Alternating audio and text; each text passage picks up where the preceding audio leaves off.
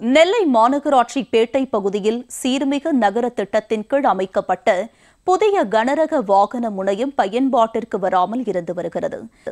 இதுகுறித்து எமது நெல்லை செய்தியாளர் செல்வராஜ் நேரலையில் வழங்கும் தகவல்களை தற்போது கேட்கலாம்.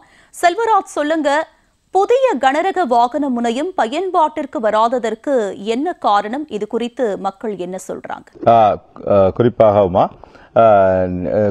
திருநெல்வேலி மாநகராட்சி பகுதியில் 4 மண்டலங்கள் உள்ளன. திருநெல்வேலி தச்சநல்லூர், திருநெல்வேலி டவுன், மேலப்பாளையம் மற்றும் பாளையங்கோட்டை ஆகிய 4 மண்டலங்களில் போக்குவரத்து நெரிசல் என்பது மிக அதிகமாக இருப்பதன் காரணமாக ஸ்மார்ட் சிட்டி திட்டத்தின் கீழ் நெல்லை மாவட்டம் பேட்டையில் உள்ள 13 கோடி 81 லட்சம் ரூபாய் மதிப்பீட்டிலான சரக்கு முனையம் என்பது அமைக்கப்பட்டுள்ளது.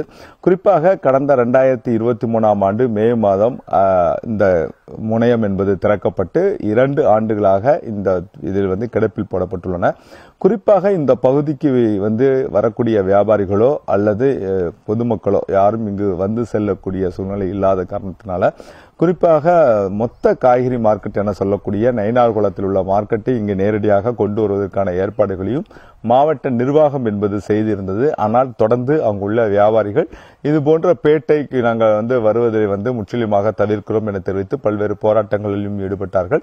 கடந்த செப்டம்பர் மாதம் 22ஆம் தேதி முதல் பிற்பகலில் நேரடியாக நெல்லை டவுன் பகுதி மற்றும் பாளையங்கோட்டை பகுதியில் கனரக வாகனங்கள் உள்ளே செல்வதற்கு தடை விதித்து நெல்லை மாவட்ட நிர்வாகமும் மாநகராட்சி நிர்வாகமும் தங்கள் தகவலை தெரிவித்திருந்தது. ஆனால் இதைத் தொடர்ந்து வியாபாரிகளும் தங்களுடைய போராட்டத்தில் ஈடுபட்டார்கள். குறிப்பாக நீங்க பார்க்கக்கூடிய நம்ம அந்த சரக்கு முனையம் தான் அந்த பகுதியில் நின்று கொண்டு இருக்கோம்.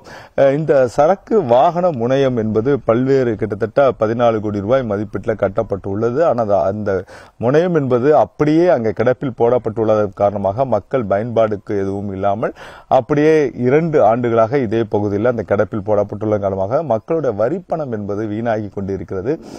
குறிப்பாக லாரி உரிமையாளர்கள் மற்றும் பலரும் தங்களுடைய இதுக்கு ஒட்டுமொத்தமாக தங்கள் எதிர்ப்புகளை பதிவு செய்தார்கள். குறிப்பாக மாநகராட்சி பகுதிக்கு உட்பட்ட பகுதியாக இருந்தாலும் கூட இந்த மாநகராட்சி பகுதியில் நாங்கள் மிக தூரமாக இருப்பதாகவும் ஆகவே இந்த பகுதிக்கு நாங்கள் எங்களுடைய வாகனத்தை இயக்க மாட்டோம் என தெரிவித்துக் கொண்டு வருகிறார்கள். ஆனால் இருந்த போதிலும் மக்களின் வரி பணம் என்பது வீணடிக்க முடியாத சூழ்நிலையில் தற்போது இதனை பேருந்து நிலையமாக குறிப்பாக தென்காசியிலிருந்து வரக்கூடிய பேருந்துகள் மாநகராட்சி பகுதிக்குள்ள நெல்லை டவுன், நெல்லை சந்திப்பு, வண்ணாரப்பேட்டை புதிய பேருந்து நிலையம் ஆகிய பகுதிக்கு செல்லும் போது பல்வேறு போக்குவரத்து நெரிசல் என்பது காணப்படுகின்றன. ஆகவே இதனை தென்காசி, செங்கோட்டை, அம்பாசமுத்திரம் உள்ளிட்ட பல்வேறு பகுதியில் வரக்கூடிய பேருந்துகள் இந்த பேருந்துகள் புறநகர் பேருந்துகளுக்காக இதனை இயக்கப்படலாம் எனவும் பொதுமக்கள் கோரிக்கை வைத்துள்ளார்கள். ஏனென்றால் தற்போது 4 வழிச்சாலையாக அந்த ஸ்கீம் ரோடு என சொல்லக்கூடியது டக்கமால்புரத்திலிருந்து தாளையத்துக்கு செல்லக்கூடிய ஒரு புறவழிச்சாலை என்பது புதிதாக நிலங்கள் கையகப்படுத்தப்பட்டு கொண்டு வருகின்றன.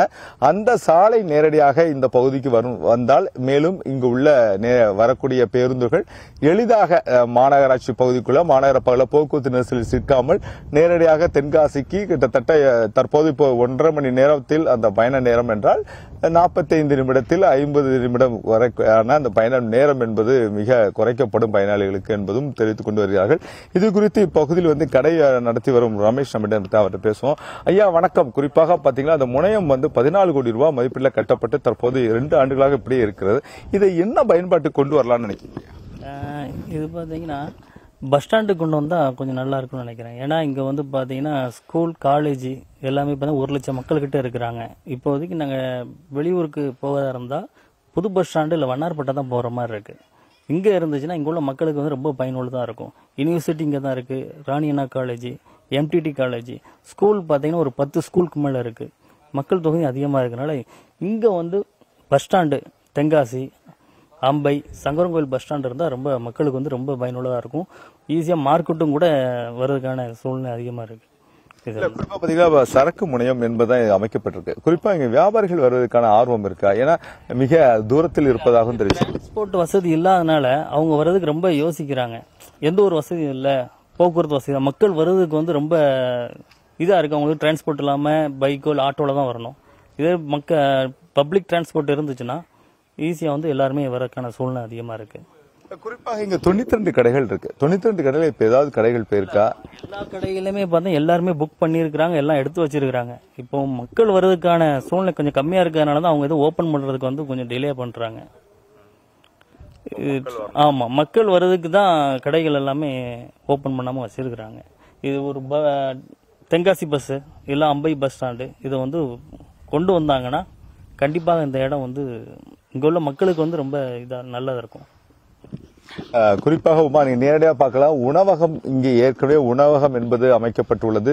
மேலும் பல்வேறு கடைகள் வருவதற்கான ஏற்பாடுகளும், போக்குவரத்து அலுவலகம் நேரடியாக இங்கே பார்க்கக்கூடிய ஆட்டோ ஆபீஸே இந்த பகுதியில் வருவதற்கான அனைத்து ஏற்பாடுகளும் இந்த தமிழக அரசு என்பது செய்துவிட்டு இந்த தற்போது வரை இந்த பகுதியில் வந்து அதற்கான நடவடிக்கைகளை மேற்கொள்ளப்பட வேண்டும். ஏனென்றால் ஆர்டிஓ ஆபீஸ், போக்குவரத்து கழகம் என்பது இங்கு இருக்கின்றன. அது போன்ற பொதுமக்களுக்கு தேவையான அந்த பயன்பாட்டிற்கு கொண்டு வரப்பட வேண்டும் என்றால் வியாபாரியோட கோரிக்கையாக உள்ளது. ஏனென்றால் 14 கோடி ரூபாய் மதிப்பீட்டில் கட்டப்பட்டு 2 ஆண்டுகளாக இந்த திட்டம் என்பது கிடப்பில் போடப்பட்டுள்ளதன் காரணமாக பொதுமக்களுக்கு ஒரு மிகப்பெரிய சிரமத்தை ஏற்படுத்தியுள்ளது. ஏற்கனவே அந்த வியாபாரி தெரிவித்தது போலவே பொதுமக்கள் பயன்பாட்டிற்கு கொண்டு வந்தால்தான் இந்த பகுதியில் வந்து மிக வளர்ச்சி அடையக்கூடிய சூழ்நிலையாக உள்ளது. அவர் தெரிவித்தது போலவே அருகில் மனோன்மணியம் சுந்தரநாத் பல்கலைக்கழகம், அண்ணா கல்லூரி, பெண்கள் கல்லூரி என்பது இருக்கிறது, ராணி அண்ணா பெண்கள் கல்லூரி மற்றும் எம்டிடி காலேஜ் உள்ளிட்ட பல்வேறு கல்வி நிறுவனங்களும் இந்த பகுதியில் இருக்கிறது. அரசால் நடத்தப்படுகின்ற கல்வி நிறுவனமும் அதே போல தனியார் மூலமாக நடத்தப்படுகின்ற பள்ளிக்கூடங்களும் மிக அதிகமாக இருக்கக்கூடிய சூழ்நிலை. இந்த இடங்களை